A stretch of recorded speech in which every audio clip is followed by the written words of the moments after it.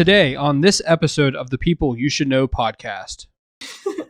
I see so many women that are sitting in this place where they're living out a life that their parents told them they should live. They are walking an identity someone told them they should have. They're following rules that are made up that aren't even things that should be rules. They're doing society standards that they don't necessarily need to live in. And there's a lot of women just living a life not being their authentic selves, right? Not allowing themselves to start the business, not allowing themselves to be like, hey, by the way, I don't love being a stay-at-home mom. I want to do something else I want a business or something with that. I want to work for a charity. I want to do something, of not allowing themselves to maybe like, hey, I actually hate my job and I want to be home with my kids. Or to be like, hey, I actually don't know if I want to have kids, or I want to wait 15 years to have kids. Like, there's a lot of women that just aren't living out in their purpose because there's so many of these things. Welcome to the People You Should Know podcast, telling the stories of people you should know and allowing their greatness to inspire everyday people. And now, here are your weekly hosts, Danny Ferry and David Farwell. What's up, guys? Welcome to the People You Should Know podcast. I'm your host, Danny Ferry, and alongside me, as always, is my co-host, David Farwell. Dave, how was your Thanksgiving, man? My Thanksgiving was incredible. Such a great day, amazing food, and the obligatory holiday sickness came to our house. So it was the full package. As I can't even remember, honestly, a Thanksgiving where one of us wasn't sick right after the holiday. But, you know, such is life and such is this time of year, right? Yeah, absolutely. We have the obligatory sickness as well. Unfortunately. So I got to ask, and let's introduce our guest first before I start going to Thanksgiving questions. I know we're kind of post Thanksgiving now, but Dave, you have invited Berlin onto the show, somebody that you think we need to know. So I just wanted to ask you right off the bat, tell us a little bit about Berlin and give a little bit of introduction to everybody. Yeah, you know, when we started this podcast, it was one of those things where you start to really to look at the people that you know a little bit differently. You start to look at the intrigue of their stories and the things that they're doing. And I just love Berlin and Lance's story overall. I like them as people a lot. And it just so happens that they also have this great entrepreneurial story. And so what a privilege it is to have Berlin on today. Berlin is a pretty accomplished person. We could talk about a lot of things. We could probably have her on 3 or 4 times and have completely different subjects to talk about. But the reality is that Berlin carries some pretty great credentials. She's certified in clinical aromatherapy.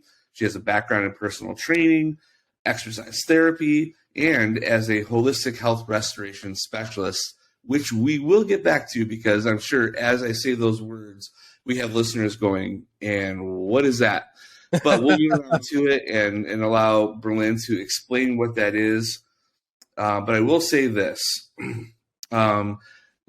With Berlin being so many things and honestly being great at many things, it's kind of something that defines her in life. I think the one thing that everyone needs to know about Berlin is that she's just a powerhouse of a person. She has got this great blend of being someone who is just strong and fierce and yet carries such an incredible heart for God. And it's a beautiful thing. And so she's, got this inspirational thing around her, inspiring many, many people. Anyone who talks about Berlin is going to say just what an incredible person that she is. And so I'm just, doubly excited to introduce you to our listeners today. And we hope that she's a source of inspiration for you and your ideas and dreams. So Berlin, welcome to today's show. I don't even know how you come back from Dave's intro, but welcome to today's show.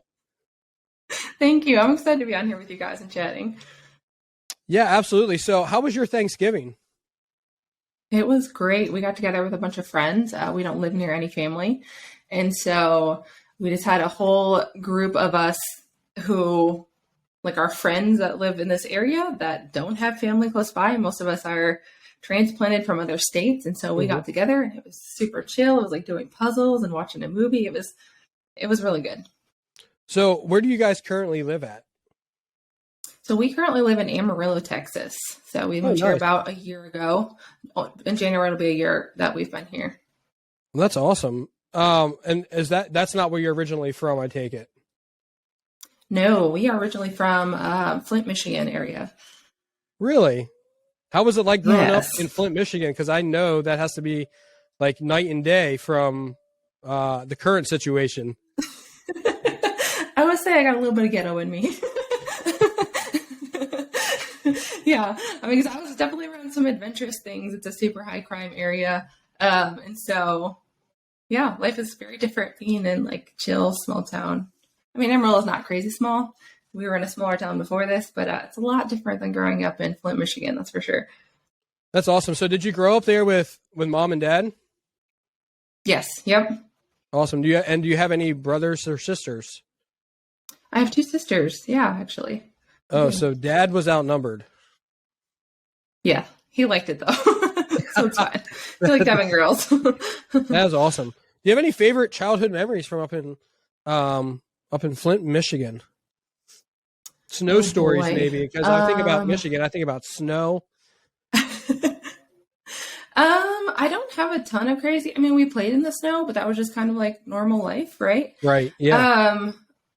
A lot of my favorite childhood memories, I was a competitive gymnast. So like you had me out on the trampoline or something, like that was where my heart was. So a lot of my memories kind of go back to that sort of thing. So really it's summertime, which you get for like you get a whole 3 months of warm, but it's like David's nightmare probably. Oh, well, I know it all too well. I mean, I grew up near Buffalo, New York, and so I have that experience. Oh, okay. And I'll tell you what, though, it's been legitimately cold here in the mornings, here in Temecula, California, down into the 30s at night, and so Whoa. I'm loving it because by midday it's in the 60s, 70s, and I don't have to think about it anymore.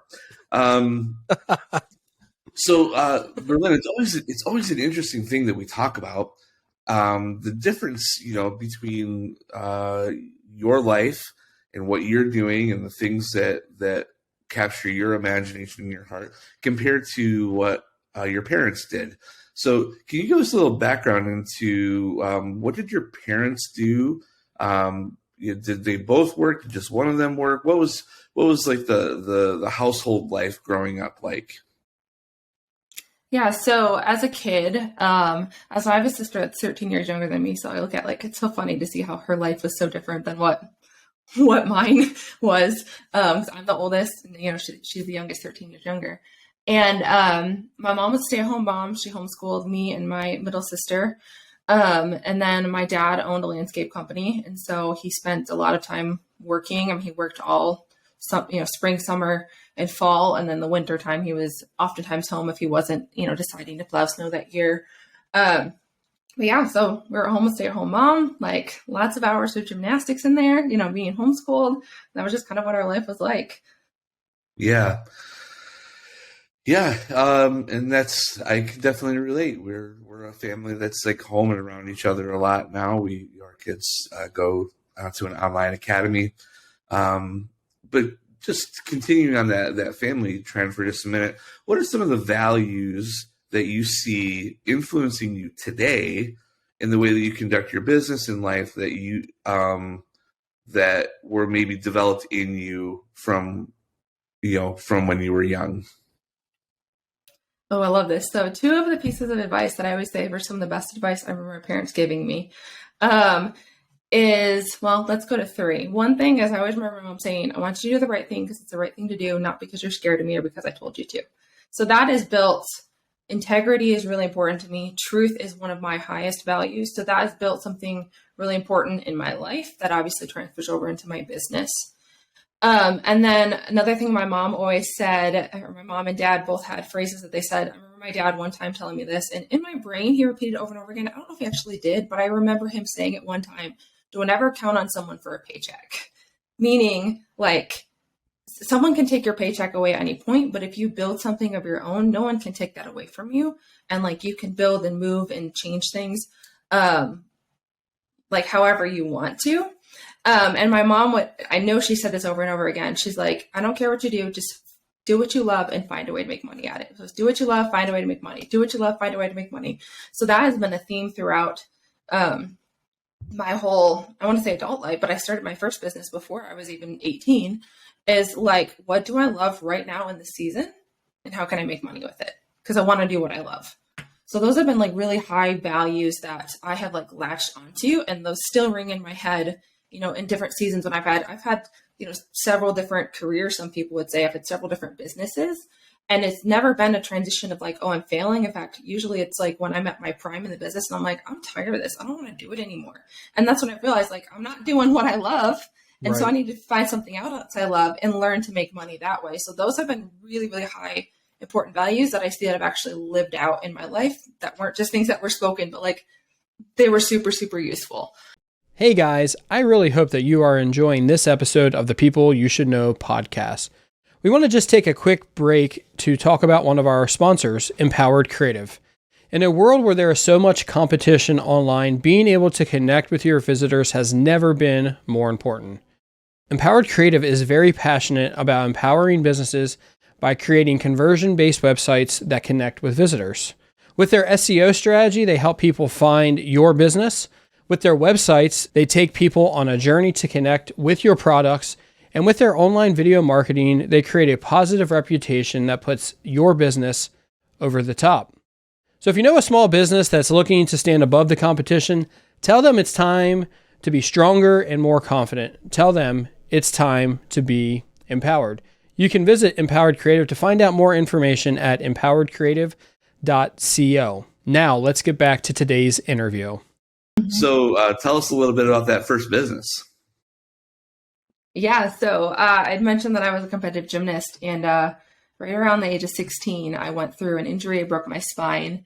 And from that, ended up quitting gymnastics, ending up in the bodybuilding fitness competition world and in that sport, because it kind of had some similar aspects to what I was already doing, but wasn't as hard on my body. And in that time frame, I was like, well, this is fun working out, right? Like, I mean, I was a gymnast before that. I worked out 4 hours a day anyways. I was like, I think it'd be fun to be a personal trainer. And so at the time, my trainer, he was a big bodybuilder up in Michigan. And he's like, all right, you're starting an apprenticeship. And so I remember my first day walking in there, my first hour of training clients with him. It was his hour of competitive bodybuilders. And I remember there's this guy, 6'3", like big dude, right? Coming in and he's benching and he's like, spot him. And I'm like, what do you mean spot him? Like, that's like 3 times what I weigh. And he's like, spot him. And so I remember literally just being thrown into that apprenticeship. And I did that for about 9 months, a year, somewhere in that range. And then right after that, I started up my own personal training business. And not long after that, opened my own personal training studio, which is actually still running up in Michigan today. Berlin, I wanted to ask you about like that was your first experience. Was your first exposure to kind of entrepreneurship? That was your dad, I'm taking it, because he owned his own business. Mm-hmm. Like, how much were you allowed to kind of see into the workings of his business to kind of maybe give you a little bit of a taste of what it was like to do that? I mean, I listened to my mom. This was back in the time when, like, yeah, my dad had a cell phone, but you didn't carry your cell phone back then, right? Like a cell truck when you were working. And so I remember we had an extra home cell phone at home, and it was like, the business phone. So I always saw my mom answering the phone call, saying my dad's name, with the landscape company name as well with it. But then even age 8, 9, 10, 11, 12, it was like, all right, guys, it's springtime. We're planting flowers. Let's go. Like, get in the truck. We're going to plant flowers. And so, and he paid us. Like, he was never the parent that was like, here, you're coming to work with me. Like, never the parent was like, you have to do this because you live in my house. It was like, you're coming to work with me, so you're getting paid. And he always paid us. We always got paid above minimum wage, right? He always, like, because he valued us. Like, I remember being 12, 13. And I was on the big riding lawnmower, like, cutting grass with dad. No one was getting paid that day. Remember trying to put like the backpack blower on, but it was always like so heavy that I was like tipping backwards as a kid. So like we saw all of that. Like, I knew how to grease mowers as a kid, watched him sharpen blades in the morning, for the mowers and things like that. So we saw every aspect of it, were in there with it. He'd bring the boom home from work after cutting down trees and take us up in it. So we knew what it was like to be up in there. So we were involved in it. It definitely wasn't a household where it's like, oh yeah, my dad has a business, I don't know what he does. I knew everything he did, right? I knew the names of the plants. I went shopping with him for the flowers. I knew the names of the clients, what their house looked like, where they lived. They knew us, that sort of thing. So you told us the 3 things that your parents kind of had told you that stuck with you.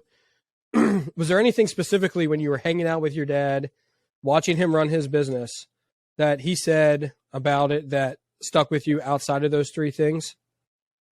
Or that you noticed maybe? Maybe you just noticed something that maybe he didn't even say. I would say he always had an excellence in what he did. That was always big. So it was always, his clients were not, it was not the middle class client, right? It was it was always multi-million-dollar houses. I mean, we're going to a house where it's there's 14 bathrooms, pick one, whichever one you need to use. It was always an excellence, and there was always a level of trust where all of his clients knew, they just left the door open if my dad wanted to go and use the bathroom while he's working there for a few hours, things like that. So there was always the trust and hard work and integrity and showing up in excellence. Yeah. And that's something for myself that's super valuable. I will take longer to prepare something to get it ready in business because I want it to show up with excellence, not perfection. Right. I struggled with that in the past. I made it through that. Yeah. But showing up with excellence and knowing that something is done very, very well, and that's going to make people feel good. The experience is going to be good for them. It's going to build trust in what they see in your company. Yeah, I just want to kind of sit here for a minute because I think that is super important aspect. Dave and I have had multiple conversations about this off air, but now as we're 11, 12 episodes in, I'm not sure where we're at. I lost track. But this is something that keeps getting repeated over and over in these podcast episodes, is this focus on excellence. And Berlin, I love how you said that doesn't mean you're perfect. It just means striving to be the best that you possibly can be at what you do. And so I think that's so important for anybody listening. Everybody had to start somewhere, and it's not about being perfect right away. It's about, you got to start somewhere and just do your very best. Strive for excellence, because that looks different for each person. And as you do it more and more, you're going to get better, and your excellence is going to look a little bit different. Where people get in trouble a lot of times, or maybe decide to not even pursue their passion, is they think that excellence needs to look like somebody who's done something for 15, 20 years. So I'm sure your dad, after 15 or 20 years, the way that he did things was probably perfected, right? And then, but what he did day one, I'm sure as he looked back on that, it looked a little bit different. And so that can be the same for anybody in their business. And I just think it's really important. I want to encourage people that strive for excellence today in whatever that looks like. And then as you continue to grow and get better, your excellence will kind of change a little bit. So Dave, the other thing I wanted to chat about with you real quick is we're just going to take a little break here, let Berlin get a little water. But I want to ask you, Dave, do you find it interesting how many people have come on here that have at least one parent that owned a business? Yeah, I'm waiting for the time where we actually have someone come on where that's not the case, and yet they still are where they are. But there seems to be some type of legacy factor that the people who feel truly empowered to go and start something or to build something of their own, they have some type of a background where, one of their parents was a business owner, or they were doing something together. I would say that's probably been consistently true for every single person that we've had on there. I am looking forward to it. It's going to be such a great case study when that comes on. They're like, no, both my parents worked for the post office their entire life. And, right. There was no adventure whatsoever. So yeah, I am looking forward to that, but it is phenomenal. And I think it's worth pointing out, not so much for people to look at their past, but to look at the life that they're living now and what type of legacy do they want to leave for the people in their life that they're inspiring, whether it's their own children or just the people that they're in community with. What type of legacy and empowerment do you want to leave for the people that you're inspiring in your life? And what a powerful factor, right? To Right. look and see, how much we are influenced, good or bad, by our parents, right? And it's usually a mixed bag. Yeah. But the reality is, this is, when we're talking about business, to learn that freedom and to learn that you are capable of doing something like that, and not just going out and finding a job, is I think one of the best legacies that we could give our children. So Yeah, I definitely agree. I'm kind of blown away by it, to be honest. I didn't think that number, like, we have to go back, but I think it's at least 9 out of 10. Like, as we're going into episode 12 here today, actually it'd be 10 out of 11 now, where somebody, even if it was a grandparent that was raising or a different guardian besides, directly parents, it was a grandfather. My grandfather ran this or did this. It's just a very interesting thing that, because I was somebody who grew up, right? I did have two parents that worked conventional, what you would call like, jobs, right? But then my mom had like a side business. She had like a side baking business, right? And it was always interesting to me because in my head, I thought to myself, if she just did that full time, she would rock it out. right. But there was always like a little bit of like a fear, right? To like, I can't do that. It just needs to be. And me, like, just watching her sitting back, I was always like, Mom, just go for it. Like, everybody loves your products. What do you have to lose, right? So it's not that I didn't have a direct, like, hey, my parents ran a business, and yet I still saw it a little Right. bit. So anyway, it's just an interesting case study to see as we go along. I want us to continue to keep track. Maybe we'll make some interesting graphic or produce some type of paperwork that we can send to like Harvard and tell them, hey, listen, we've done official research on this. That's right. And we know we can project who's going to be an entrepreneur and who's not. Yeah, there you go. Oh, that'd be awesome. And let it be known that Danny Ferry's mother makes the best pumpkin roll I've ever had, ever. So that just needs to be on record. Amen to that.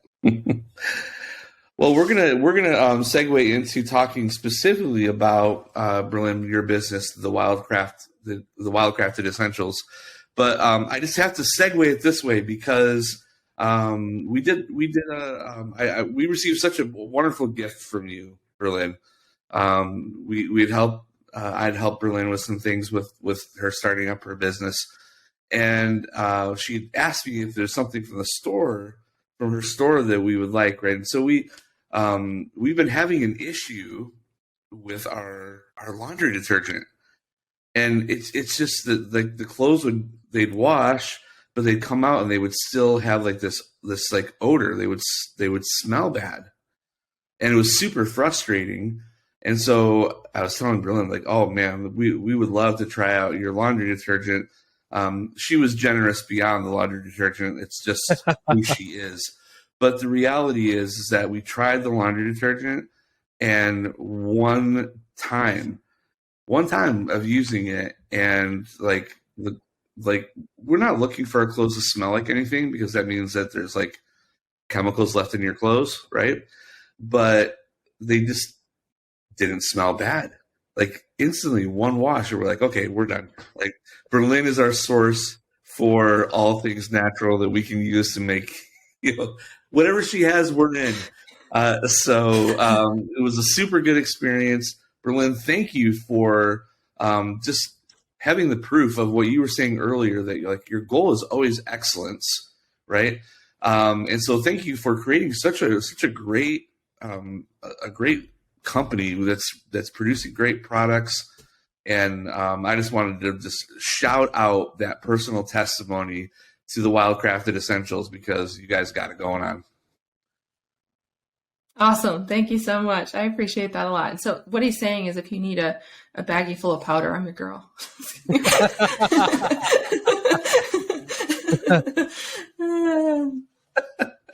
So, Berlin, tell us a little bit about the Wildcrafted Essentials.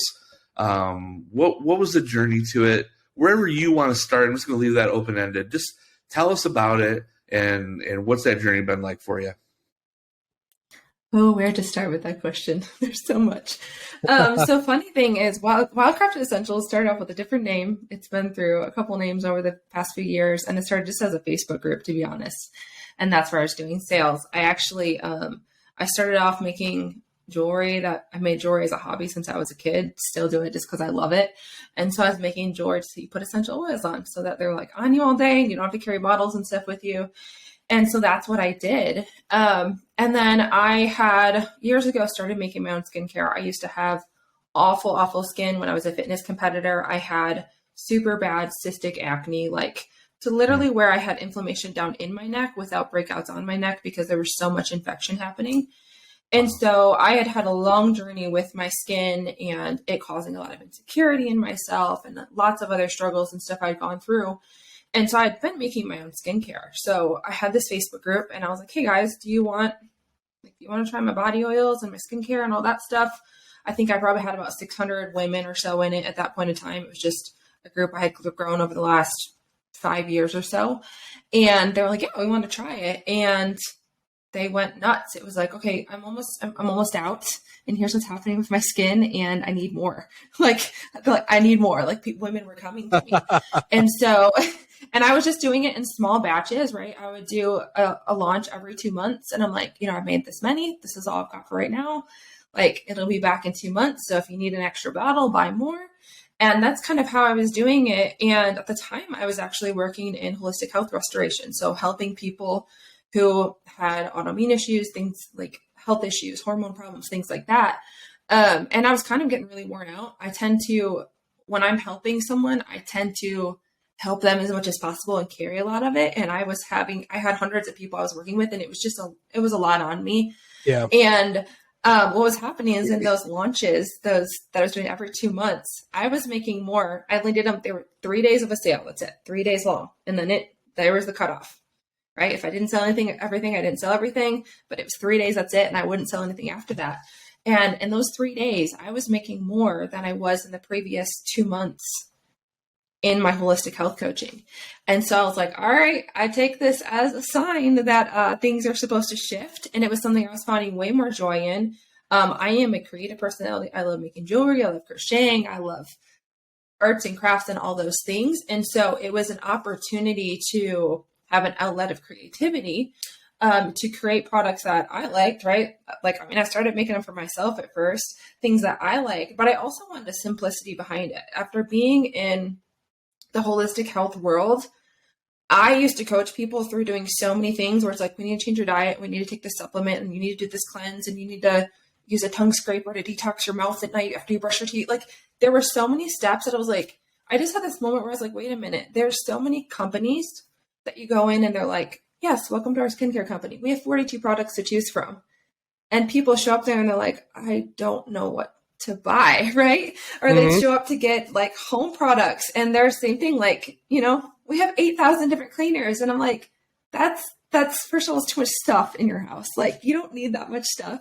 But it just seemed overcomplicated. And so I was like, what if I just created a company that was, first of all, simple? Like, when it comes to skincare, I have 3 products. I have a facial cleanser, I have just a regular serum, and I have something for blemishes and breakouts and things like that. And like, I'm like, what if it was simple? What if it was so simple that someone who wanted to go to natural products wasn't intimidated? Because I have been around so many people after being in holistic health that's the biggest thing. Like, they feel intimidated because there's so many options.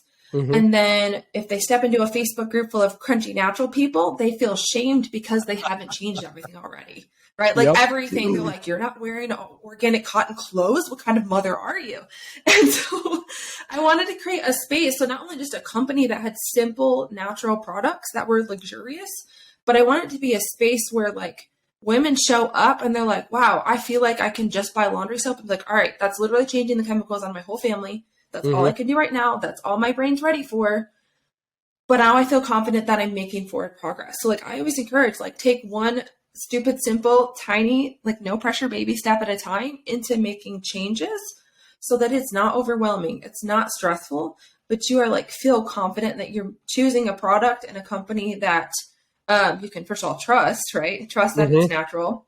Yeah. And then, promise you, with all my holistic health background, if there was a ingredient that wasn't close to natural, it's not going in there. But like, it's just something that they can trust and feel confident in, and just like walk away having peace with like the choice that they've made too. Berlin, I wanted to go back real quick. What was the first name of the company before the Wildcrafted Essentials? I'm super curious. So at first it was just Berlin Boutique, super original. Okay, no, that's and then good. it was, yeah. And then it became Berlin Design Company when I changed it a few years later. And then as I started seeking things out and like kind of getting a vision of what I was supposed to do, I was like, this needs to have a little bit more, I mean, first of all, not tied to just me. I felt like it was a little bit too much about me. And I really want, like, I'm really into empowering women and like who they are too. That's kind of a piece that I pull into there too. Like I want to use this as a platform, as a voice to encourage women. So I wanted it to be something that was just attractive to everyone and that didn't seem like the Berlin show. Cause it was one of those things when I originally named it, like I just didn't know what to name it. So I was like, all right, let's use my name. Like, Yeah. it just seemed easy. No, that's I mean, that's the same for all of us. I went through that journey myself. Like the name of my company was Empowered Creative. And for a long time, I just wanted to be like the behind the scenes guy, but eventually everyone finds out it's your company. Like if you're successful, people want to know who the person is behind it. So either way, it's going to kind of be the Berlin show, probably a little bit, even if you don't want it to be, but it's just the way it goes. Unfortunately, I don't know why it's like that. Maybe that's our next great quest, Dave, is to figure out why that's the case. Cause, one of my favorite quotes of all time, I'm going on a tangent here a little bit, but Elvis always said that he kind of didn't want to be the star of the show. He was always telling the rest of his band to like, cover him up, cover me up, cover me up. And, I feel like that's something that I try to do in my business. Like, but eventually, right, everybody still knew Elvis. So it wasn't like, I think that's actually why people get known though, is because when you're trying to raise other people up, they feel good. And they're like, here's this, I don't want to say we're in a world that pushes people down, but like some people are, right? Like yeah. Me personally, I've surrounded myself with people that raise me up, but there are a lot of people that don't have that. And maybe they were raised in the complete opposite. They were raised to like be quiet, like kids are to be seen, not heard.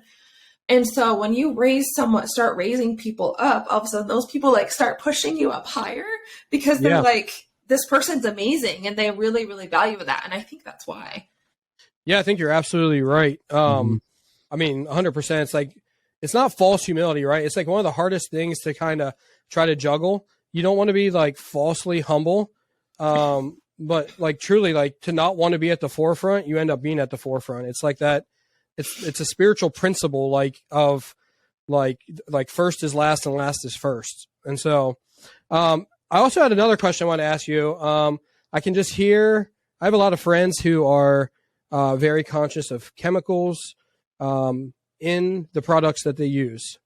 So I want to ask you a couple of questions in relationship to that. And first of all, ask, when was the first time that you became like really aware that there were these bad chemicals that were in everyday products that we use? That was in I'm trying to think, 2015-ish is when I really started looking into it. So I was a personal trainer and in the fitness world.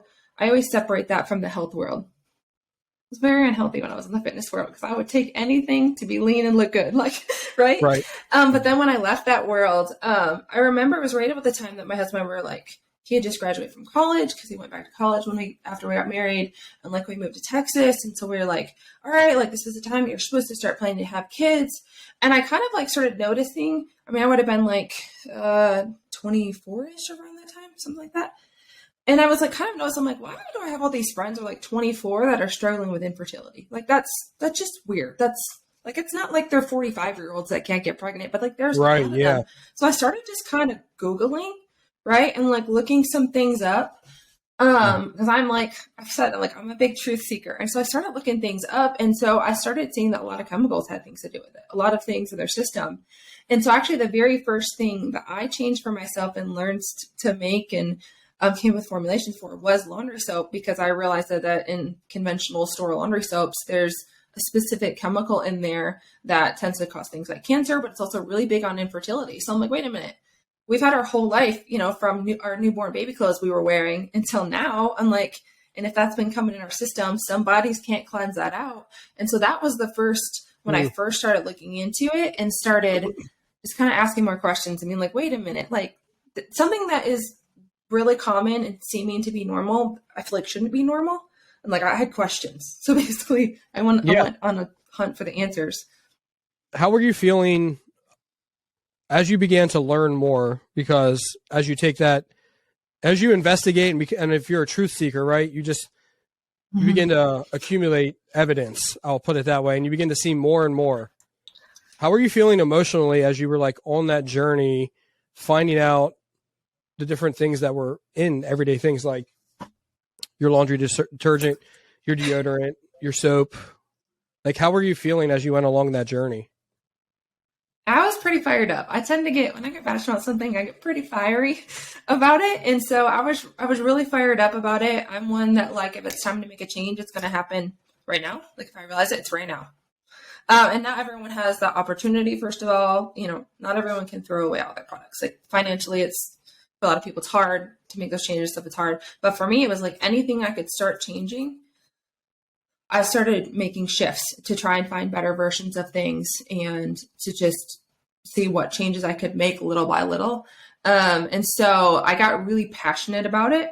And I guess passionate and fiery would honestly be the words. Yeah. And I just started talking about it. Right. So I wanted to ask you, the first thing that you made was laundry soap. And then what was kind of the progression of things that you began to like change out and exchange out in your life? Ooh, let me think back on that.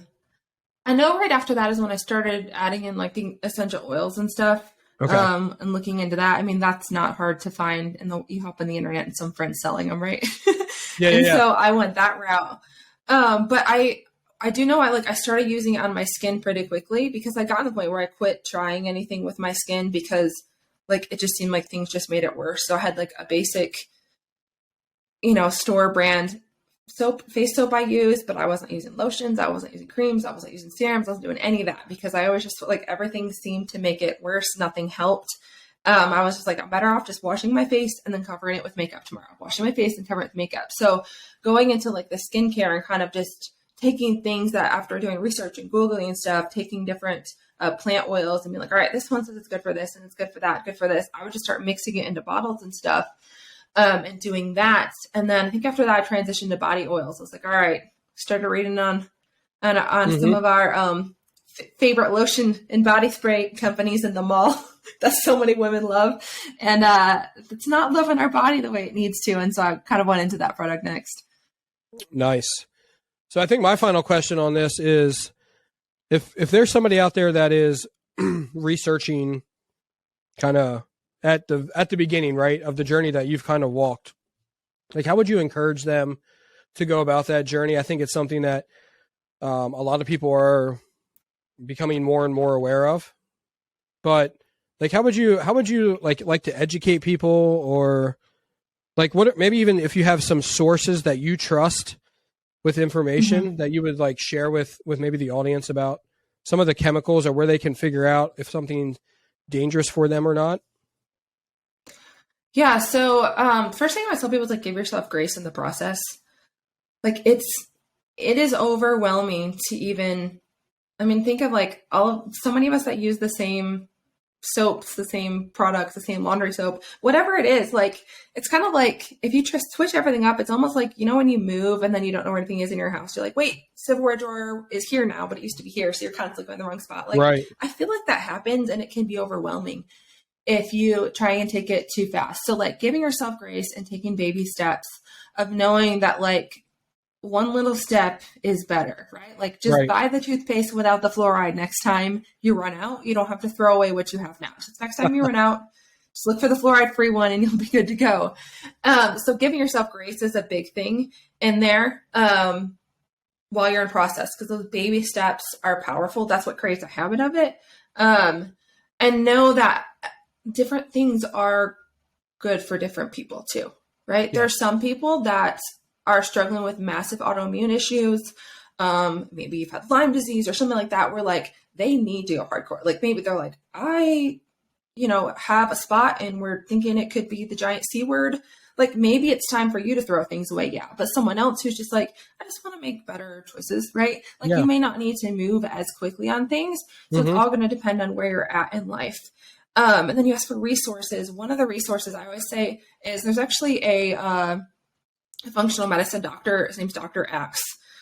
He's got supplement lines. A lot of people have heard of him, but I always tell people, like, if you want to Google something and know that you're getting trustworthy information, just Google that question and add Dr. Axe on the end of it on Google. Like, there's so much good information in there and on his site and his blogs and all of that he gives really thorough information. It's really great videos.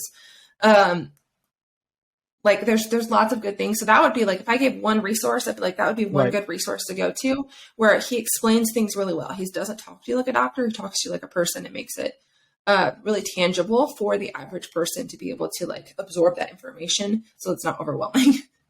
It's really good info, Berlin. Thank you for sharing all that. One of the things I really love about your website, first of all, great website. Thank you.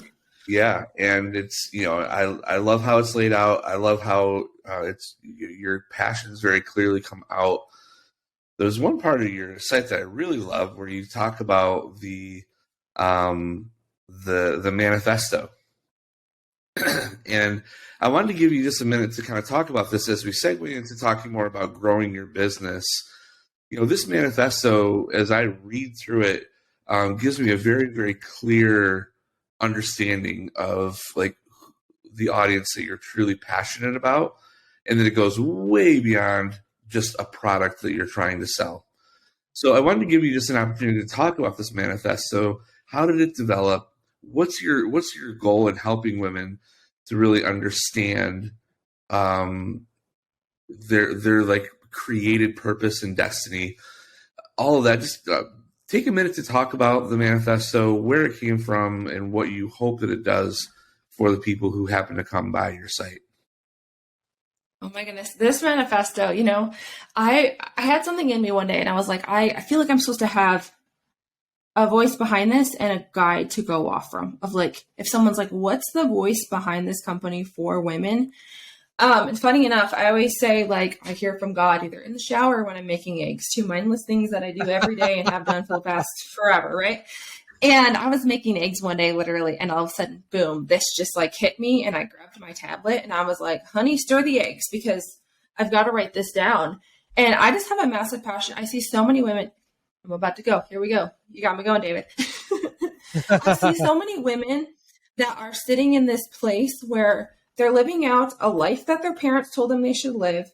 They are walking an identity someone told them they should have. They're following rules that are made up that aren't even things that should be rules. They're doing society standards that they don't necessarily need to live in. And there's a lot of women just living a life not being their authentic selves, right?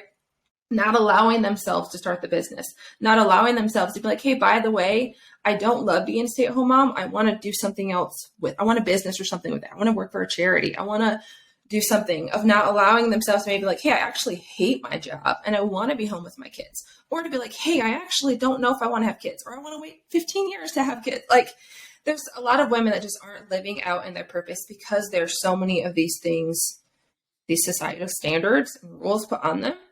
And there's so much insecurity behind that, right? Like, we see so many women, we can get on Facebook and see memes and GIFs of jokes about the mom that is living off caffeine. She's exhausted.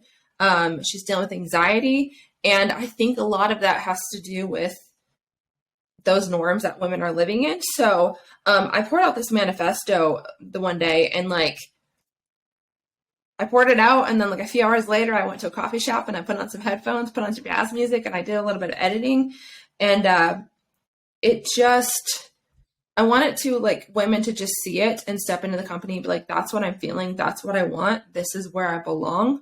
Like, these are my people. And that's why even I have a Facebook group that has just under 1,000 women in it. And that's what I'm crafting there, is like, I want that to be a place where women show up and they know, like, if I go and hop in that group, I'm going to be encouraged. Yeah, I'm going to hear about great products too. And I'm going to hear information and health tips that are stupid, simple to understand. But I'm going to show up there and I'm going to leave there feeling good. I'm going to leave there feeling empowered. I'm going to feel like there's grace on my life. I'm going to feel like there's other women who have got my back, and that like, we're not this world of women like harping on each other, but like we are like raising each other up so high that we don't even know what to do. So it's just, did I answer your question? I think you said 1 minute. That was not 1 minute. Well, and I didn't actually mean literally 1 minute. I just I wanted to tap into something. Yeah.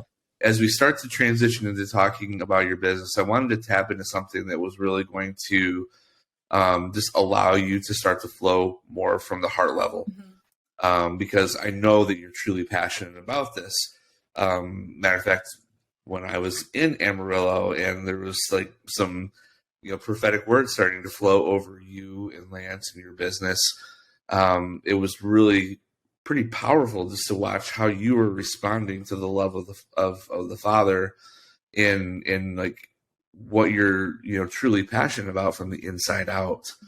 I've been on a pretty wild journey for the last several years of just understanding the powerful and unique nature of how women are created. And I read through, and I love how you wrote this manifesto. It's just like this like massive paradox, right? Like I can be both and. It's not either or. I can carry, and I can have this thing over here, and I can be sweet and I can be fierce. I can be powerful and I can walk in humility. Just the whole thing is just really, really well written, and really gives a great understanding of your heart. So as we kind of transition, you really have answered this question, but I'm just encouraging. Well, we'll get there in just a minute. But Danny, do you have any as Berlin shared all of that? Was there anything that came to mind for you? Well, just as you were talking about kind of this massive paradox, right? I think the thing that is so beautiful about it is we live in a culture right now where it's you're either this or you're this, right? And everyone's trying to pin everybody down to being this or this. And you know what? Sometimes it's both. So you know what? Sometimes it truly is an and. And in a world where there's all this polarization, I think the beauty in that is like understanding that like we were created in a way that we have high capacity and we can actually be an and instead of just one or the other. So I think that is a really beautiful thing as I was reading down through that. And as Dave said that, I think it actually relates to people because there's a lot of people out there that are really tired of polarization or being stuck in one category or another. We are dynamic people by nature. And sometimes we hit a bunch of different categories and we're kind of, if I'm being honest about myself, I'm like, I'm tired of being put in one category, right? My wife, like specifically in my business, my wife calls me a tech neck because I wear cowboy boots into the office and I do a bunch of computer stuff. And that's like goes against the grain, right? I can be a redneck and still do computer. You know what I mean? And so I love that you wrote that, Berlin, because you can be yourself, be whoever you are, and be all these other things. And just an encouragement to the audience, like just be you. And, like don't think you have to fit into somebody else's mold or what you think people need you to be. It's actually that uniqueness that's probably going to draw people to you or help you create the community that you're supposed to have around you. So Berlin, you start developing these products, right? And you were doing the coaching thing, and it was exhausting. And then you start realizing, well, I could just create great, simple products for people to be on their own journey. You mentioned this earlier. You don't have to go all in. You can just replace one thing at a time. You can, and you have this really great perspective about this. But have you had, as you're now several weeks into, this particular portion of your entrepreneurial journey, have you had a starting strategy? Is there a way that you wanted this business to start and the way that you wanted it to grow instead of just going after like the thousands of strategies that are out there that you can just plug into what you're doing and and find out in the end that they don't work, but that's a different story. What's been your starting strategy? How did you want this business to start? I honestly don't know how I wanted it to start, because I really feel like it was like a hobby side thing that I was doing for fun, that then it was made very clear that I was supposed to head this direction. But a lot of my strategy, I don't think started off as strategy at all. A lot of it is, I'm a very authentic person. I try and share in a very real way. I don't share things that are really private in my life, but I'm pretty bold about the things I do share. I'm pretty blunt about it. I'm not mean and rude, because that's a different thing. But I share it like very boldly. I mean, it really is. There's a lot of people like, I'm blunt. I'm like, you're a jerk. Not blunt, you're a jerk. And so I always like say, like, I'm going to tell it to you like it is, but I'm always going to show up in kindness. And I think a lot of people have appreciated that. And I've been able to draw a lot of people towards me because of my authenticity in that, because of me being bold about that, because of me being able to be like, I completely disagree with what you're saying, but I totally honor and respect you for who you are and what you're doing. Like, that's your walk and where you're at, because we have differences. And so that has just drawn a lot of people towards me in general, and gotten to where a lot of people, I mean, I'll get on and, I'll have people that I don't really talk to, I don't really know, but they're sharing my posts like crazy. And so a lot of it has been just showing up as that authentically as myself, right? Like, I have two aspects of marketing, where I have, you hop on TikTok and I have the Wildcrafted Essentials on TikTok. Or if you go over to Berlin Byers on TikTok, you're going to get two different worlds. One side, you're going to get business super professional. The other side, you're going to probably hear me getting a little bit spicy about some things on my personal one. But it draws people in, because we are in a world that can tend to be kind of sensitive about certain things. But I think if you're bold and show up and speak with love and kindness about things, that will draw people towards you, right? Just as a person, and it will draw people towards your message. And in that, they're oftentimes like, hey, I want to buy your products. I want to try your products. I like you. I like what you stand for. So that's been a massive piece, is me just sharing things on social media. Like, it's not unusual to hop on and see that I've shared 6-7 posts in the day of thoughts that have come to my mind, because I'm a big Gary Vaynerchuk follower, and I'm like, I know he's like creating 100 pieces of content. I'm like, we're not quite there yet, brother, but I can share 6 today, that's for sure. And so that's a big piece. And then a lot of referrals and stuff, right? When people love things, they refer them. And when you show up and you do business with excellence, people are for sure going to refer them. So making sure that, like, if you order a package, like, it's going to ship the next day, right? I can't promise it's going to be Amazon Prime and show up in 2 days, but you're going to see a notification that it's shipped, right? If your package gets lost, we're going to make sure it's taken care of. And that, like, that isn't like, oh, you ate that, right? Because you didn't have shipping insurance. Like, we're going to make sure it's taken care of. We're going to have quality services for people. We're going to show up well for people. We're going to answer questions. We're going to help. I mean, I try and break the what's the word I'm looking for? Basically, like, help people if they're having doubts about things. Like, I have sample packs. Most companies don't have sample packs of skincare products. They want you to buy the full bottle. I'm like, but I want you to try it first. I want you to have confidence in it, of me knowing, like, I know you're going to try it for 7 days and love it. And so why would I, and you're going to come back and buy the full size. And so I think if you offering those things has really drawn people towards me. The fact that I have those things available, the fact that I speak out in the truth of, like, who I am and of what speaks to people's real lives. What's really interesting is you talk through this piece of the conversation, and really, honestly, all throughout this interview today. Thank you so much for your authenticity. It's one of the things that just continues to come out more and more. Yeah, you're not gonna strategize. You're not gonna promote. You're not gonna do any of those things if you can't be authentic in how you're doing it.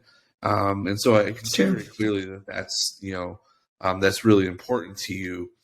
So with that being said, with this authenticity piece, one of my, I guess the final question that I would have for you is this: have you found it challenging? Well, let me ask it this way. I wish I had it perfectly crafted in my mind already, but this kind of comes to me as we're talking here. Do you find that, do you have any pressure coming toward you from anywhere where you should grow your business a certain way or grow it faster or anything like that? that kind of challenges your ability to be authentic? Do you find yourself fighting against any messages out there, or is your journey pretty protected? How do you feel about where you're at with that? Yeah, with me, I'm a super driven person. So if anything, it's actually me having to slow myself down and be like, let it grow at its own pace. It's okay. Like, advertise, market, and then just trust through the rest of it. So I think that's one of the biggest things, is actually slowing myself down personally. I know not everyone's like that, but for me, I'm like, even my husband will be like, babe, it's fine. Like, everything doesn't have to be perfect. I mean, I know I said I'm pretty good at with products and like showing up with the excellence and stuff, but I start getting like the back end of my website and my SEO, and start getting all the like the wording of things and stuff, making sure I'm providing all the information for ingredients. Like, I want it to be so excellent that he's like, babe, slow down. You know, we just had a little hiccup that happened in our company with just some of our product things that we've got to just figure out some extra stuff and suppliers and things like that. And I was like, I'm ready to start running funnels and running ads and stuff. And my husband's like, honey, it's fine. Like, we'll get there in our time. And I'm like, I know, but like, I'm passionate about growth. I'm really passionate about like a legacy piece of building something that, first of all, I can hire people in, right? Hire specifically women. I've had this vision several years ago of me being able to just hire like newly like single moms, right? Like, that are now like, hey, I was a stay-at-home mom and now I have no income coming in and I need an income, and just creating a company that hires women that they have jobs that they're like, if they have to leave, they're like sobbing because they don't want to, right? That's like a big part of my goal. And so I have this drive and this vision to grow this very big. I mean, the house that we bought in Amarillo a year ago, we bought it because it had 2 garages, because I was like, all right, that's 2 workspaces. That's 2 manufacturing facilities. That's 2, like, this is not for a car that can sit in the driveway. And so a lot of it is like me just actually having to slow myself down because I see this big vision behind it and I want to grow fast, go hard. But I do have to watch myself because I will overwork myself in a heartbeat. So if anything, that pressure, David, it honestly comes more from me than anyone else. Berlin, I wanted to ask you just a very simple question. What is your favorite part of being an entrepreneur? Oh boy. That is such a tricky question because I've only ever been an entrepreneur. So probably not having anyone be able to tell me what to do. No, that's perfect. Being a homeschool kid, like I had 1 year in high school, I went to private Christian school, like super conservative. So I went from like being at home, doing what I want, like, sure, you want to do schoolwork in your bathing suit and then go get in the pool, whatever, I don't care, to like strict school, strict dress code, strict things. And I was like, I do not like people telling me what to do. And so I like that I have the freedom to like do what I want. If I want to have a 4-day work week, and I can have a 4-day work week. If I want to work at midnight, I can work at midnight. That's one of my favorite things, just having that freedom. What about like the hardest thing about being an entrepreneur for you? Like, what's the hardest thing that you deal with? I think we all have something. So maybe to help you out here a little bit, I'll just share. For me, it's like turning it off. You know, being able to like go home and find the off switch. It doesn't seem like that happens until I go to sleep. But like for you, what do you find to be the hardest thing or the biggest pain point of being an entrepreneur? Yeah, I would say that is resting. Not very good at it. I'm not. If I do start to rest and do something fun, or hey, let's watch a movie, like I'm just asleep. That's it. That's all I got. Sleeping. Husband's like, let's watch a movie. I was like, okay, pick one I don't like because I'll probably take a nap. But like that is hard for turning up, especially if I'm in a place right now, like I said, where I've got some manufacturing things I've got to figure out and move around. And even last night, like I laid awake for an hour. I'm not usually I'm one that hit the pillow and I'm out, but like my brain was like, all right, order this product here and get this product there, and set up the manufacturing over here and this part of this garage and blah blah. Like just all of that keeps going, and so resting is something I'm actually really making effort to train myself in. My husband and I finally had to get on a whiteboard, like because he does all the backside, the numbers guy and stuff for the business. And so we had to get out a whiteboard and literally schedule in we're resting at this time. We're taking this 2-hour break. We're doing this thing. On Sundays, we are now taking half a day to hang out. And that is massive. In fact, we're like, stop talking about business, stop talking about business. So definitely learning how to fit that in. But part of it is good because it means like we are enjoying what we're doing. But there can get a point where like if you work too hard, you're going to exhaust yourself and you're going to hate it. And so that's things I've done in the past, right? As a personal trainer, I used to work from 5 a.m. to 9 p.m. Not doing that anymore. Clearly I got burnt out. And so learning how to have that rest and have rhythm in life, because there's no such thing as balance, but have rhythm. Right. Yeah, I agree with you. I've been trying to find balance for about 12 years of marriage and then having kids, and I'm always lopsided in one way or another. It's either too much of one thing, not enough of another. So I like the way that you worded that as being rhythm, finding a healthy rhythm and making sure you're being intentional about finding time to spend time with family, rest, and do those things. Berlin, I'm a networking guy. I love meeting new people, which is one of the reasons we're doing this podcast. We've been able to meet so many great people, including yourself. So I just want to ask you a networking question. Does networking play a big role, or has it played a big role in your business to this point?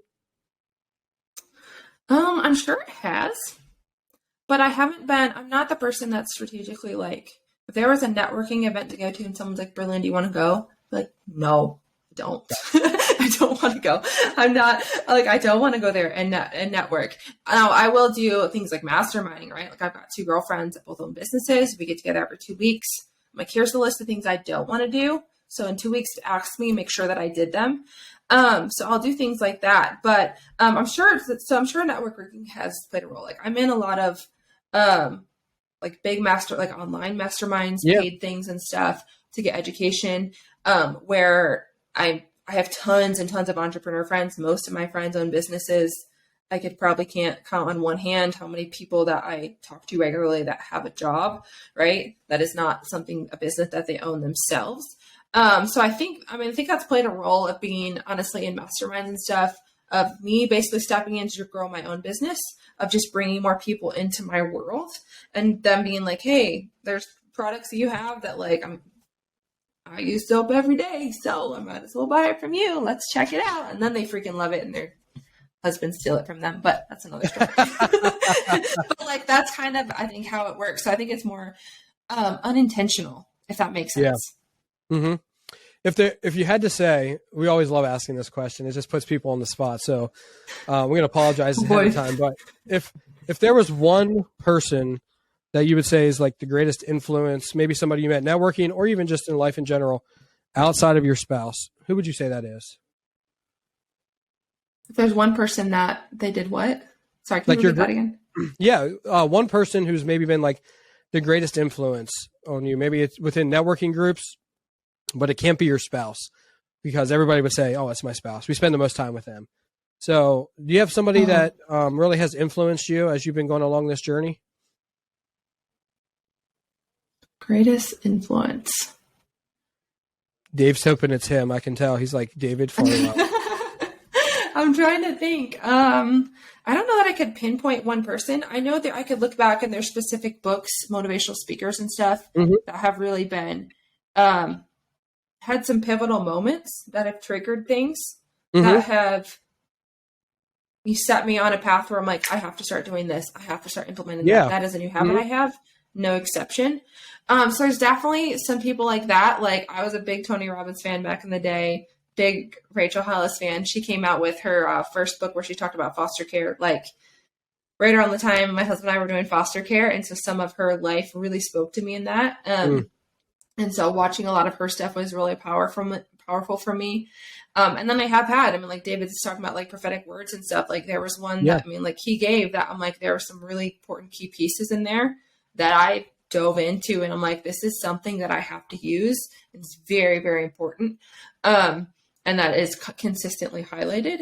And so I think it's more that like key points. I feel like I could pinpoint a specific person that I like actually know, right? Yeah. But there's been lots of different influences that had really important moments where I latched onto something that like hit me in the soul. Yeah, I mean, I personally, and I'm going to toss this over to Dave then, but I personally have had many moments in my life, not maybe specifically an individual, but somebody who said something. Dave, for a season of my life, was like, "Hey, if this is a passion, this is something that maybe you should pursue." Or he didn't outright say, "Quit your job and start your own business" or anything like that. But that's hard. That's hard to say to somebody. But he was like influential. But then like different people, one of them, Josh Hall, who we've had on here, he just said some things, and then but little people that almost like help to direct you along the path and along the journey. I've experienced that as well. So I completely agree with you. Sometimes it's not one person. Sometimes it is. Sometimes there is like one moment that people have, and it just changes everything. Dave, have you had some experiences like that? Yeah, I certainly have. I can point to key moments, specifically in the last few years with, I have a couple of just highly influential people in my life that are speaking into me with great regularity, and so they're like constantly destroying my life and building it back up,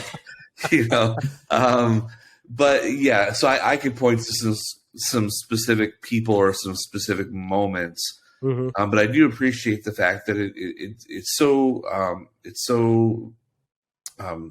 varying for people that they would, sometimes it's a moment, sometimes it's a process, sometimes it can be all over the map, and I think that that's a really beautiful thing. Like wherever you are as our listeners are in your journey with pursuing your ideas and your dreams, which we fully encourage every single one of you to do.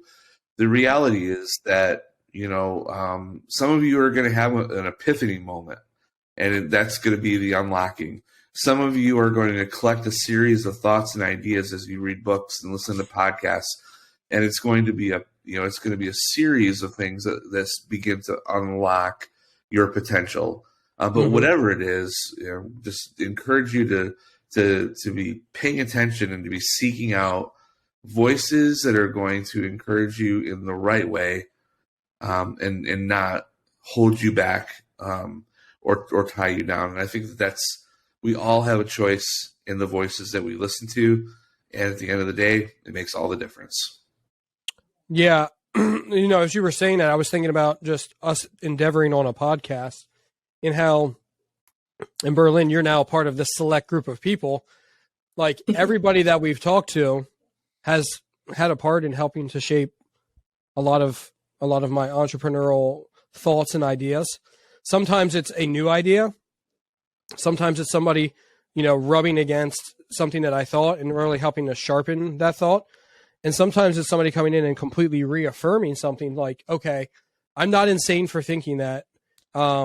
In Berlin, believe it or not, you and I have a lot of similarities, and like a ton of similarities in the way we go after business. And it was just funny. I'm like sitting here and I'm like, spirit child, here we go. This is awesome. Like, I love it. So, it's been awesome. So for those of you who are listening, keep listening, because one of the things I will say is that the more you listen to different entrepreneurs, the more encouraged you'll be. You'll be sharpened in what you're doing in your business, whatever business that you're in, and you just might be challenged to try something outside the box that doesn't quite feel comfortable. But we're here to encourage you to say, hey, go for it, give it a try, and more than likely you'll be successful. So, ladies and gentlemen, Berlin Byers is a person that you need to know. And before we let her go, we would love for her to share with everybody where you can find her on her socials, her website, and she has a special offer for the People You Should Know podcast audience that you definitely want to take advantage of. So take it away, Berlin. Yeah, so for and you can follow me on my personal stuff on Facebook, Instagram, TikTok. It's just Berlin Byers. Berlin, just like Germany. And for my business, it's the Wildcrafted Essentials. You want to make sure you have the word "the" in there, right? The Wildcrafted Essentials on Instagram, Facebook, TikTok, YouTube as well. And then the website is www.thewildcraftedessentials.com. You can see the manifesto on there. You also get the manifesto in a card form when you place your order, which if you use the code SUMMIT22. That will get you 10% off from your first order on there as well. There's subscription programs if you like things that auto ship like me, where I don't want to have to order something when I run out. And that'll add some discounts on there for you too when you do that route as well. Berlin, last question for you, because we are at Christmas time. Is there like a cutoff date that somebody should order something if they want to get it by Christmas? Ooh, I'm like, basically it's based off what the post office does. So right. Give it a 7 to 10 days would be smart.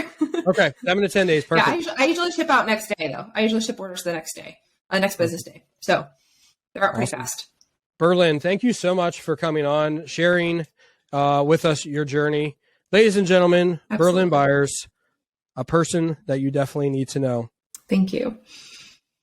Thanks for joining us this week on the People You Should Know podcast. A very special thank you to today's guests for sharing their journey with us. If you have been listening to the podcast and have really been enjoying it, would you consider giving our show a 5-star rating or leaving a review? If you are on a platform that allows you to do that, leaving us a review will help other people to discover our content and could be the difference in them making the connections they need to unlock their greatest potential. More importantly, we want to hear from our fans and would love your feedback so we know how our show is inspiring you to chase your dreams. Also, if you are not getting email alerts when new episodes are released, be sure to sign up today. You can do that by going to heydouyouknow.com and putting your email right there in the episode alerts box. Once again, thank you for joining the People You Should Know podcast. We hope that today's episode has inspired you to connect with others and unlock your greatness. Thanks for listening to the People You Should Know podcast. Do you know somebody amazing? Do you wish everyone knew about them? We can't wait to hear from you. Drop by one of our social pages and send us a message with your nominee to be a featured guest on People You Should Know.